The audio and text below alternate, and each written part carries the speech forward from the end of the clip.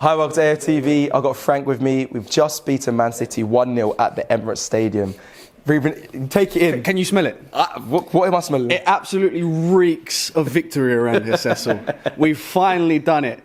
We have finally beaten Manchester City. The 21st of December 2015. I had a lot less facial hair then, but the streak is over, Cecil. I'm absolutely buzzing. It's done. Honestly, I can't believe it. Obviously, at first I didn't expect us to win the game, but I can believe it because it's Arsenal side, you know, they're going from strength to strength at the moment. They've just beaten Man City.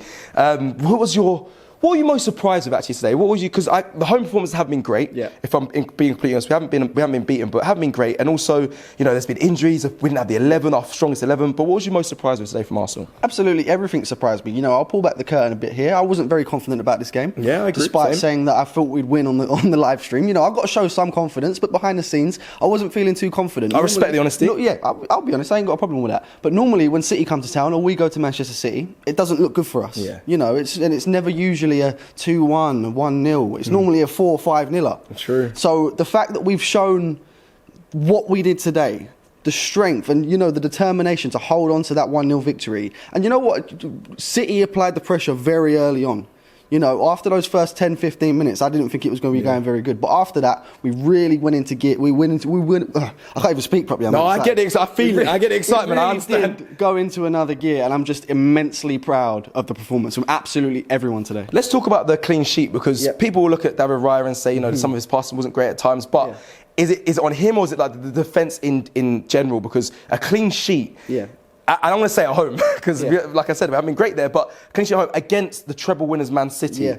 We have to speak on that a little bit. No, absolutely, and I've got to give big praise where big praise is due. David Raya didn't have his best of games today. I think we can all agree on that. His distribution wasn't exactly where it should have been and what we've seen so far this season. But at the end of the day, he's a goalkeeper. All that matters for a goalkeeper is how many goals you concede. And he conceded a grand total of 0 today. And how many did we score? We scored 1. Okay, just check. It's not that much, but you know, but it's good. I get what you're trying to say. Yeah, but it's good. In terms of that back line, every single person to a man done brilliantly. I think we need to check William Saliba's pockets because I'm sure in there we'll find some gum, and I'm sure we'll find Erling Haaland in there as well. Because it's not the first time he's done it. He done it today. He done it in the Community Shield. Yeah, we have found Erling Haaland's Kryptonite, and it's William Saliba. I like that.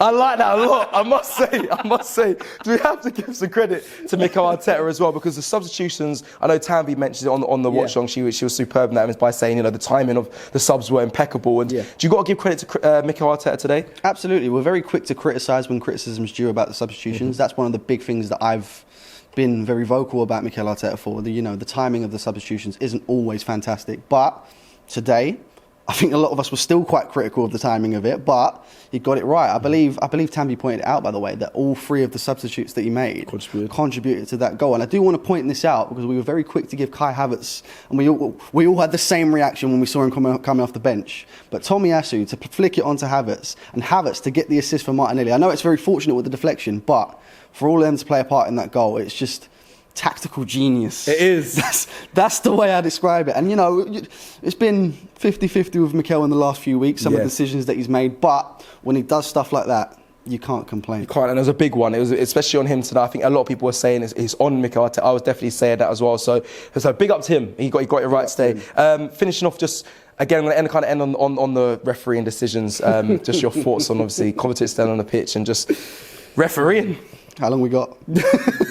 Keep it brief. We'll end up nicely. We'll keep it brief. I can't say I'm surprised anymore. You know, the concept of VAR is a very good concept. Unfortunately, the people behind the system aren't up to scratch. Yeah. I believe we're now at the point where we've seen it too many times, and they're not just bad officials because they're English. I just believe that we don't see these decisions get as poor decisions in other countries or other competitions. So I genuinely believe we're at the point where we need to get other officials from these different leagues. Try it at least. Or maybe it's something wrong with the training that they're getting over here. That's the only thing I think it can be. Maybe send some English referees over to different countries to get training.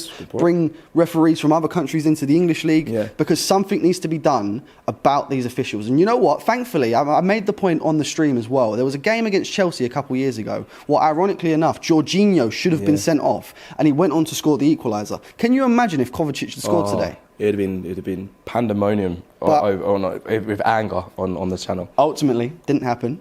I want to see what everyone said after Fulham that the league's done has to say Yes. now. I want to see what everyone after Spurs said that the league's done has to say now. Yeah. But ultimately, I'm smiling. I'm happy. My man.